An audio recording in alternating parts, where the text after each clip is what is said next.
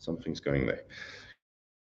Mark in various chapters, and I think we have touched on some of this, what I might be saying today previously, although I'm not 100% sure. But we'll look at Mark chapter 5, and we've looked at some of the other bits previously as well, and we haven't gone too much into Mark chapter 4, because I've covered that previously as well in another message. I think it was in the book of Luke, perhaps. But Mark chapter 5,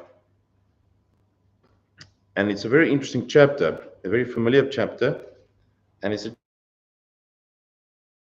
chapter that we'll cover the whole chapter. I'll do my best to compact it in the appropriate time. And it deals with three peoples, really, three persons there, although when you look at the similar passages about this, the starting of this chapter, if you go to Luke chapter 8 and Matthew chapter 8 as well, it touches on the same kind of topic and the same event in those chapters, I think.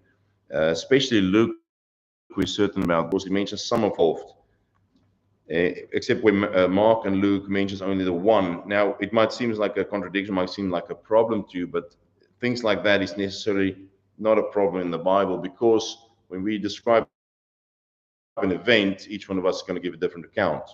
And if they match up, it could still be said that it's the same account. And this, I think, is the same thing, because they specify in in Mark and in Luke specifies the focusing on one person and what happened to this one person. The other one just mentioned there was someone else involved as well. So it's not a problem.